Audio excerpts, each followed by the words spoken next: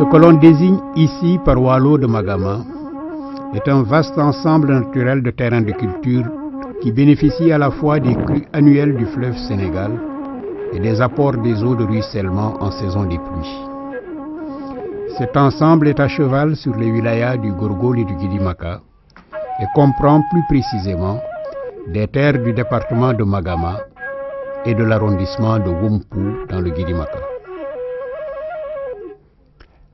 Il y a 20 ans, en 1995, le Fonds international de développement agricole, FIDA, a démarré le projet dit d'amélioration des cultures de décrue à Magama, plus familièrement appelé projet du Waalo de Magama. La zone principale du projet comprend 11 communes, 8 dans la Moukhata de Magama et 3 dans celle de Selibali. L'action engagée par le FIDA est consécutive d'un constat, à l'époque alarmant. La mise en exploitation du barrage de Manantali réduisait fortement l'ampleur des crues.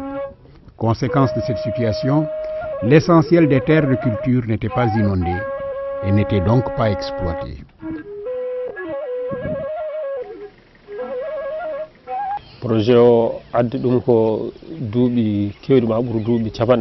Ce qui est à l'origine du projet, c'est le fait que depuis plus de 40 ans, il n'y avait pas de pluie ni de crue. Avec la sécheresse, beaucoup de terres n'étaient pas exploitées. L'idée était donc qu'avec le projet et les barrages, il y aura de l'eau. Et c'est possible d'exploiter tous les champs et donc de se développer.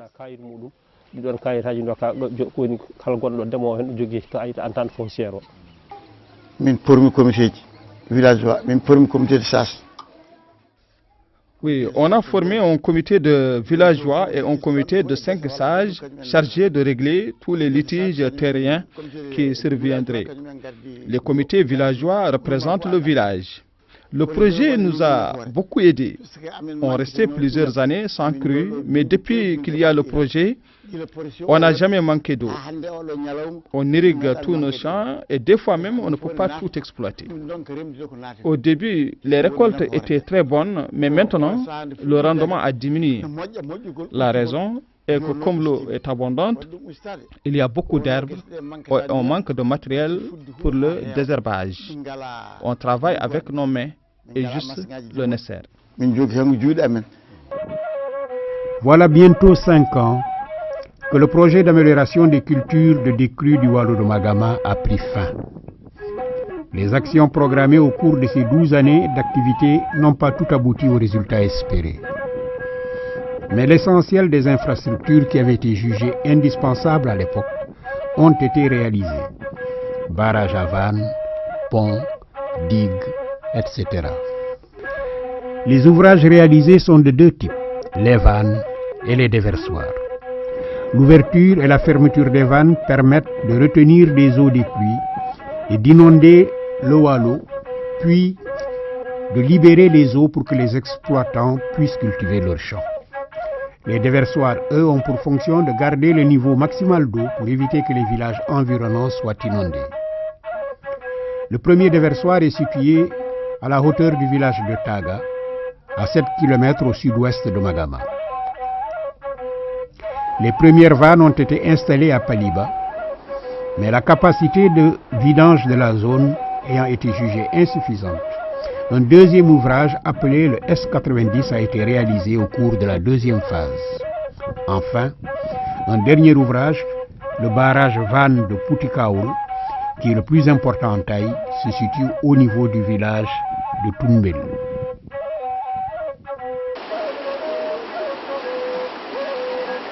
La question préalable qu'il a fallu régler pour permettre le démarrage du projet a été celle de la propriété des terres de culture et de leur mode de gestion. À l'issue d'études socio-économiques, de nombreuses concertations furent organisées qui ont réuni les représentants de l'État, les bailleurs de fonds et les délégués des villages concernés. L'aboutissement de ces concertations fut un accord appelé l'entente foncière. les propriétaires traditionnels demeuraient maîtres de leurs terres, à charge pour eux de faciliter l'accès des champs qu'ils n'exploitaient pas aux paysans sans terre. Cet accès s'effectue sous la forme d'un prêt gratuit, c'est-à-dire sans contrepartie de quelque sorte que ce soit.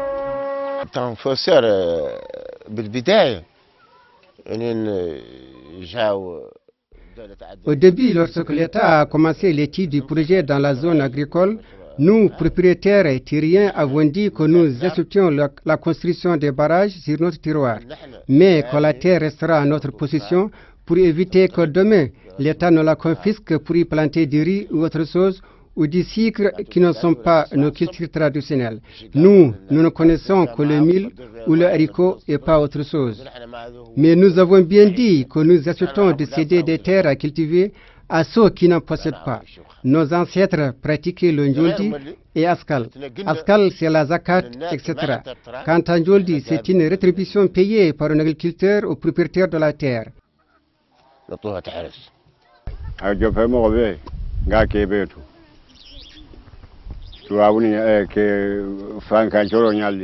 Il y a eu des gens de l'administration qui sont venus ici. Ils ont recensé tous les propriétaires terriens du département de Magama. Ils leur ont expliqué les buts poursuivis à travers le projet. Et une assemblée générale de tous les villages a été convoquée à Magama. À l'issue de la réunion, ils ont désigné une coordination de tous les villages. Au départ, il y avait des villages qui étaient réticents. Toulel faisait partie des partants. Ceux qui avaient adhéré au projet ont paraffé un document. Ensuite, partisans et non partisans du projet, nous nous sommes tous retrouvés en assemblée générale à Magama. Et finalement, tous ont adhéré à l'idée du projet.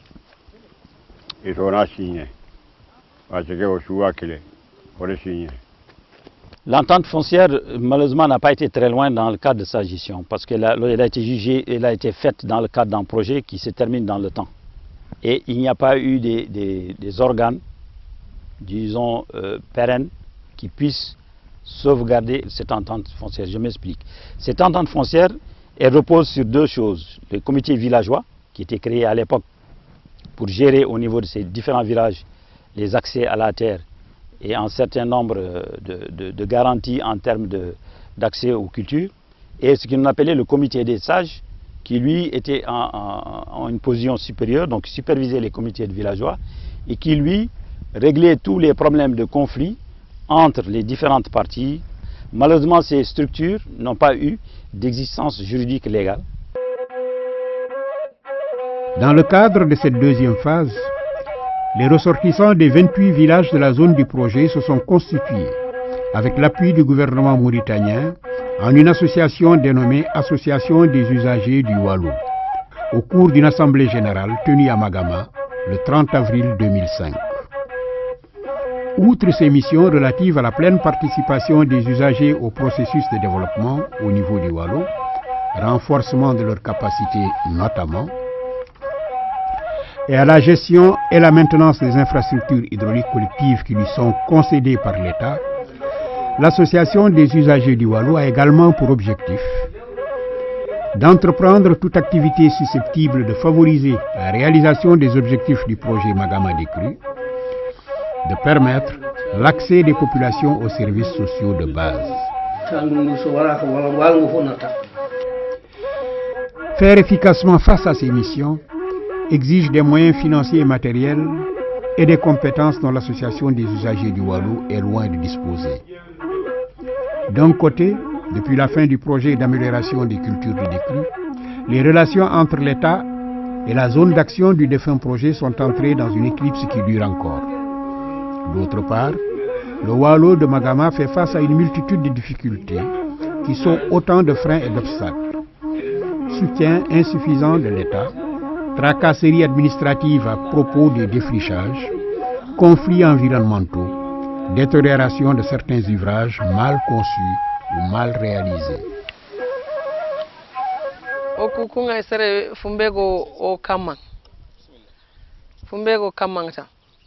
Toutes nos souffrances sont dues à ce jardin maraîcher, notamment le problème de l'eau. Au moment de la décrue du petit fleuve, on ne trouve plus d'eau. Quand il y a d'eau, on réclame des barrages en vain. Nous sommes fatigués, nos enfants aussi. Nous n'avons pas de robinet, tout est sec. Nous sommes volontaires et courageuses et voulons vraiment travailler, mais il n'y a pas d'eau.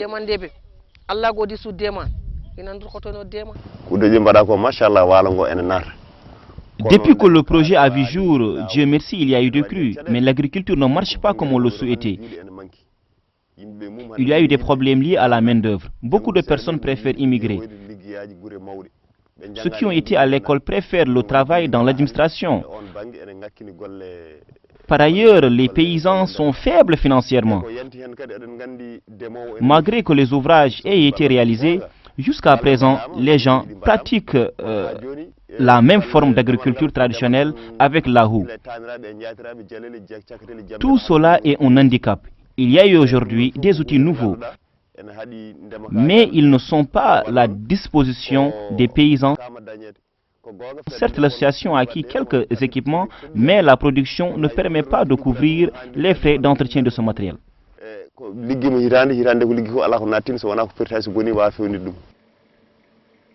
Les principaux obstacles que nous rencontrons dans le cadre des activités de l'association et de la gestion des campagnes agricoles sont d'abord liés à la mise à disposition des produits phytosanitaires par l'administration aux paysans.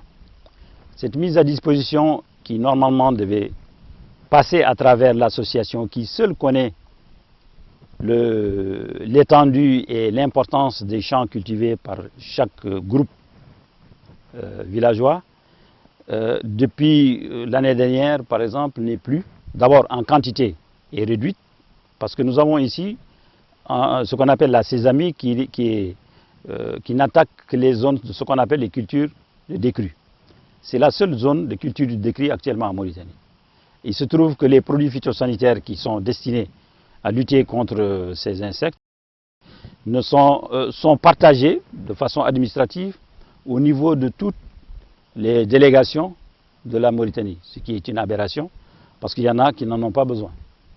Donc ça réduit d'autant les quantités qui sont nécessaires aux paysans ici. Ça, c'est le premier point.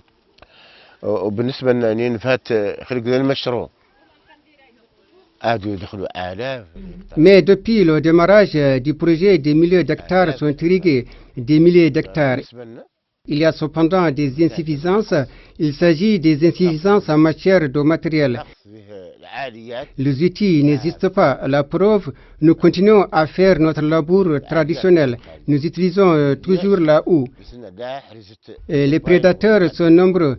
Criquets, insectes, vermines, c'est partout dans les champs. Qu'il n'y ait pas de rendement. Ah si, il y a bien de revenus. Tous les gens en bénéficient. Durant cette année, par exemple, tu ne verras pas de récolte ou de mil hors de Magama. Mais on doit progresser. Il doit y avoir une évolution au niveau du matériel agricole. Il faut que les gens obtiennent des moyens de culture et de protection. Si nous disposions d'engins pour labourer la terre au lieu de nous en remettre chaque année à nos dabas, il faut qu'on trouve des engins, ce serait beaucoup mieux. Il y a plein de mauvaises herbes et d'arbres et le gouvernement devra s'en occuper. La culture ne peut pas. Les cultures, en fait, ce sont des champs. Ils ne doivent pas comporter des arbres. Il faut les couper.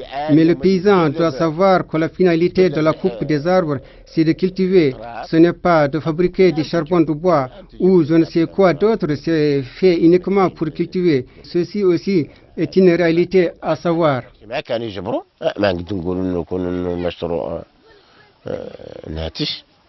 Et enfin, le dernier problème, c'est le défrichement. Vous savez, ici, quand on dit que c'est des champs, on a investi autant d'argent, c'est pour que les gens les mettent en valeur. Quand on vous dit que dans les temps passés, quand vous vous mettez ici, vous apercevez Taga, vous apercevez Magam, vous apercevez Wali de l'autre côté, parce que de l'autre côté, le Kolangal va de ce côté. Et que maintenant, on ne peut plus apercevoir ces endroits parce qu'il y a des arbres du fait, pour des raisons multiples, de l'absence de culture dans ces champs, il y a eu des arbres. Et comme au moment où on voulait défricher, l'administration ou les eaux et forêts, de façon arbitraire, vous disent qu'il faut payer.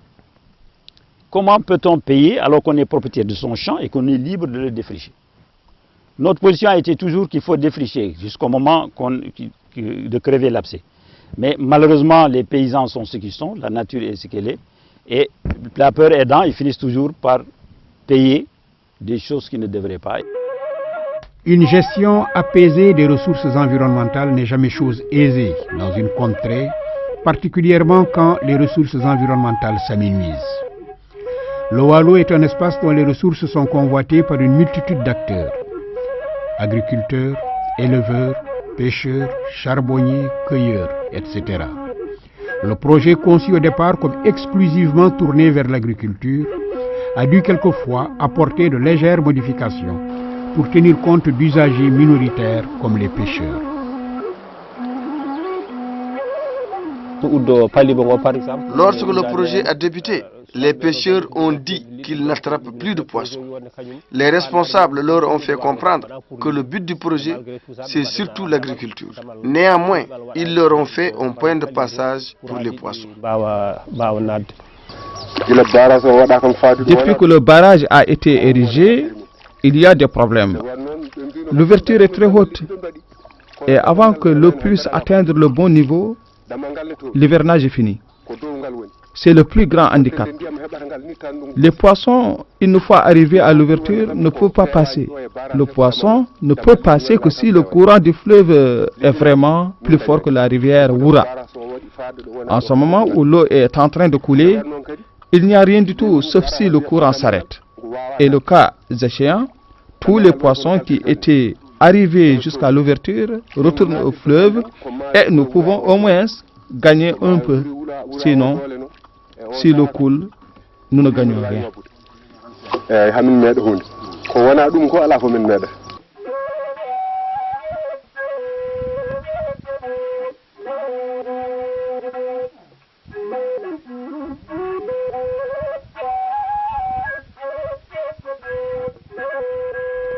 Mais les litiges les plus fréquents impliquent les agriculteurs et les éleveurs résidant dans la zone même. En fait, il y a peu d'éleveurs ou d'agriculteurs exclusifs. Ceux qui vivent principalement de la terre pratiquent souvent un élevage domestique de petits ruminants. Et une partie des éleveurs de bovins exploitent régulièrement ou à l'occasion des champs. Paradoxalement, cette situation, au lieu de faciliter les choses, les rend plus complexes, car les uns et les autres ont tendance à contourner les règles convenues d'un commun accord. La cohabitation pose problème. Le bétail dévaste les champs et souvent c'est de la provocation. Tant et si bien que des fois, il suffit que les agriculteurs voient quelqu'un sur un chameau, ils le pourchassent pour le frapper. Les propriétaires de moutons posent un autre problème. Des fois, tu quittes ton champ au crépuscule. Le lendemain matin, tu trouves que des moutons sont passés là-dessus. Le seul remède est que l'éleveur cherche des pâturages autres que le champ, qui est la ressource principale du paysan.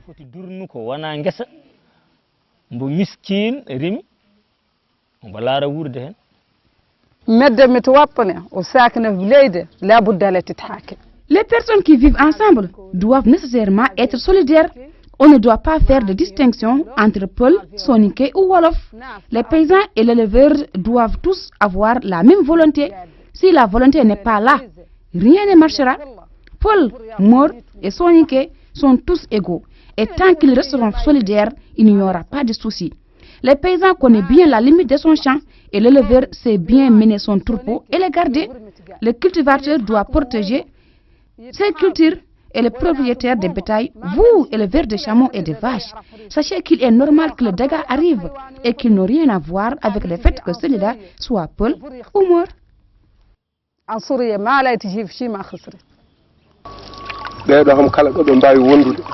Ces trois catégories ne peuvent cohabiter que dans l'arrangement mutuel.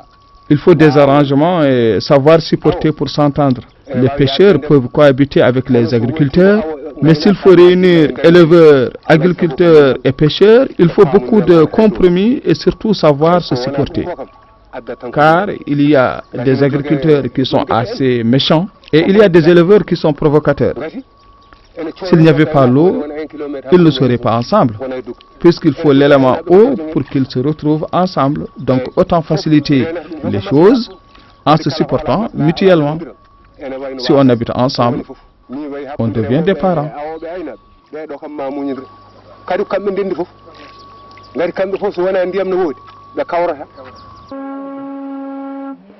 C'est au cours de la première phase du projet que les ouvrages de Paliba, de Putikaol et de Toulel ont été réalisés par une entreprise chinoise. De la vie générale, il s'agit d'ouvrages bien exécutés et solides. En plus de leur réhabilitation, 2 autres ouvrages devaient être construits durant la deuxième phase, dont le S90 bis, qui devait augmenter la capacité de vidange des ouvrages au niveau de Paliba. Les travaux confiés à une société mauritanienne ont été mal exécutés, selon l'avis des spécialistes, et courent le risque de céder à tout moment. Les nombreuses démarches de l'association des usagers et les missions conjointes effectuées sur le terrain n'ont abouti à aucun résultat concret. La mission confiée en 2012 à la SONADER d'élaborer un cahier de charges afin de recruter une entreprise pour réaliser les réparations des ouvrages et leur réhabilitation est toujours en cours, pour reprendre l'expression habituelle. Par ailleurs, au terme du projet, l'association des usagers du Waalo devait prendre en charge la gestion des ouvrages à travers une convention ou une concession entre elle et l'État. En 2011 et 2012, le projet de convention avait été réalisé. Les 2 parties du ministère de la SONADER, nous avons fait plusieurs échanges à ce sujet. Et jusqu'en mars 2014, il était prévu de finaliser ce projet qui, à ce jour, n'a pas été signé. Ce qui se traduit. Ce qui veut dire exactement qu'actuellement, l'association s'occupe et intervient sur des ouvrages dont elle n'a pas reçu mandat de les entretenir. Mais nous sommes dans l'obligation de le faire parce qu'il y a un vide total, pour ne pas dire une démission de l'administration sur l'entretien de ces ouvrages. Et si on ne s'en occupe pas, peut donner des résultats désastreux et empêcher à terme les paysans de pouvoir faire une quelconque culture ou une quelconque campagne. SONADER,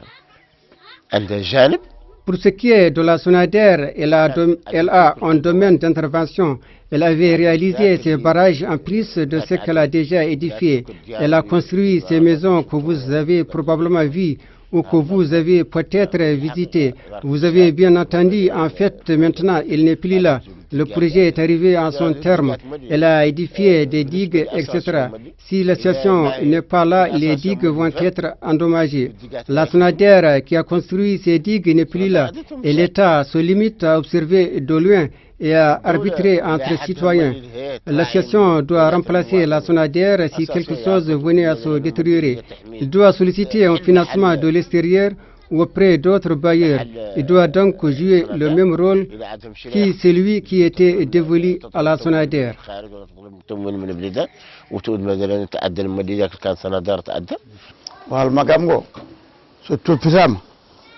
Le Waalo de Magama, si on s'en occupe, je ne peux pas dire que toute la Mauritanie peut en profiter, mais la moitié de la Mauritanie peut en profiter. Parce que la plaine est vaste et on n'exploite que très peu d'espace. On peut même varier les cultures, parce qu'on peut même cultiver le gemha, blé. Nous l'avons essayé et ça marche. Le problème est que là, cela demande beaucoup de moyens.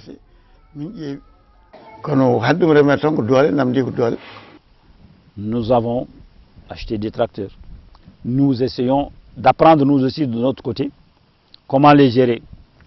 Notre premier bilan est mitigé parce qu'il il faut qu'on se fasse nous-mêmes notre propre apprentissage et ça s'installe. Ce qui est terrible, c'est qu'on arrive même, certains qui disent, bon, puisque ça n'a pas gagné de l'argent, il faut arrêter. Bon, c'est des mentalités un peu bizarres, d'autant plus que c'est le grand problème, c'est que si on veut travailler, il faut mécaniser. Si on ne mécanise pas, il est évident qu'à terme, on n'aura pas assez de bras pour cultiver cet espace qui est quand même très important. Le développement du Waalo de Magama est confronté à deux autres défis majeurs.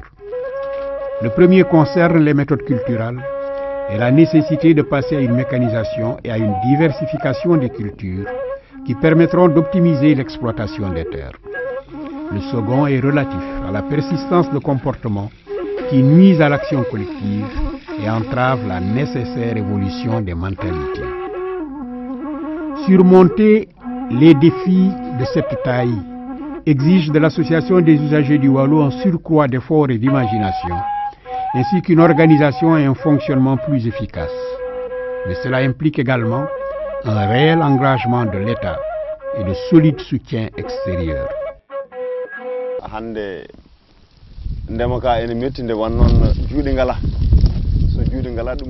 Il y a un problème de main-d'œuvre, mais la solution serait d'élargir les terres de culture. Là où nous sommes, le désherbage est fait à la houe, or il y a des tracteurs. Et si on pouvait avoir accès à ces outils, ce serait certainement mieux. On avarie les cultures, aussi parce qu'actuellement on cultive les courges et au moment des récoltes, ce sont des centaines de voitures qui s'alignent ici. On cultive également des niébés et des melons, ce qui veut dire qu'il y a une diversification des cultures et cela est bénéfique et pour le bonheur de tout un chacun. En effet, on sait qu'avant, par exemple, la femme n'héritait pas des terres, mais aujourd'hui, un compromis a été trouvé entre l'administration et les propriétaires terriens, et les femmes sont aussi exploitantes.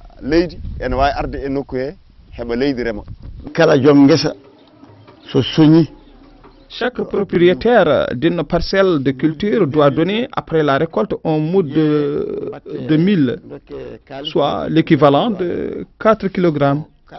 On fait la collecte, on le revend et on le donne aux gestionnaires du projet. D'un autre côté, le gouvernement nous aide en réfectionnant les digues, les ponts, mais on a besoin de plus d'aide. Dieu sait que quand on récolte ici, ce qu'on distribue, ne serait-ce que pour les voisins qui arrivent, est énorme. Mais on ne peut pas donner à l'association ce mood. Par contre, on va distribuer à tous les gens qui viennent de partout pour venir, parce que Kochonyal, il faut venir assister. Tout celui qui assiste, on lui donne quelque chose. Mais c'est ça notre grand frein, c'est que jusqu'à présent, on considère que les membres de l'association ne s'impliquent pas par le moyen le plus simple, c'est leur appartenance par le paiement de simples cotisations. C'est le grand frein de cette association et ça peut être le grand problème même pour le devenir de cette association. C'est très, très difficile au niveau des mentalités. C'est la même chose pour les redevances.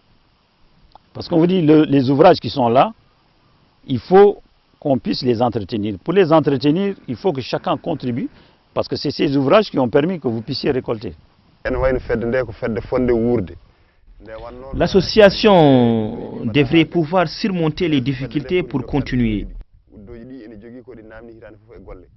Mais il faut des volontaires qui y croient vraiment, car il n'y a aucune rémunération. D'autres difficultés subsistent, car l'association regroupe 28 villages et chaque village veut être membre du bureau. Or, le siège se trouve à Magama. Le mieux serait que les membres du bureau soient proches du siège. Comme cela, on pourrait se réunir régulièrement et en urgence. De même, les gens qui savent gérer une association ne sont pas les gens. Car, comme je l'ai dit, tous ceux qui ont été à l'école préfèrent aller en ville chercher du travail dans l'administration. Les gens manquent aussi d'expérience et de formation en matière de gestion associative.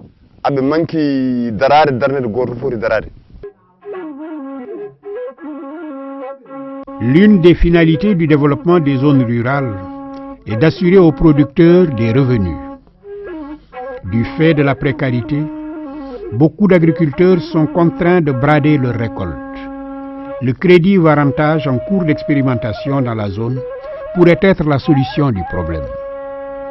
Le mécanisme peut être résumé ainsi. Après chaque récolte, la mutuelle de microcrédit partenaire de l'association des usagers du Waalo donne en numéraire à l'agriculteur de 65 à 70% de la valeur estimée de sa récolte et garde le stock de mil en garantie. Quand elle trouve un acheteur et un prix intéressant, celui-ci est vendu sous la responsabilité du comité des paysans et de la mutuelle. Une fois la vente effectuée, on rembourse la mutuelle, on paye les frais de magasinage et le paysan reçoit la somme qui lui revient, c'est-à-dire le reste du produit de la vente. Le deuxième défi, c'est la redynamisation de nos propres structures pour pérenniser tout ce qu'on fait actuellement, notamment les comités villageois de développement qui sont actuellement en léthargie totale. Le troisième qui est en fait une préoccupation que nous avons depuis un certain temps, c'est de lutter un peu contre le bradage des récoltes chaque année parce que au moment des récoltes, les paysans les bradent et se retrouvent dans des situations d'appauvrissement de plus en plus inquiétantes. Et c'est en cela qu'on a sollicité et obtenu qu'un projet pilote de Varantage puisse prendre pied dans ce département. Et nous sommes actuellement en train de réaliser ça à travers 10 villages qui ont été sélectionnés pour pouvoir, et nous avons déjà fait une sélection, une étude, une enquête auprès des différents villages et nous nous sommes rendus compte que c'est un problème réel.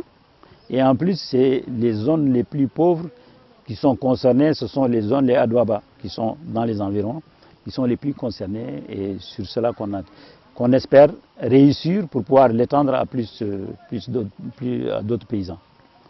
Je ne parle pas des autres aspects de mécanisation qui sont beaucoup plus importants, mais qui demandent des moyens. Mais pour en arriver à ça, il faudrait déjà qu'on puisse sécuriser ce que nous avons.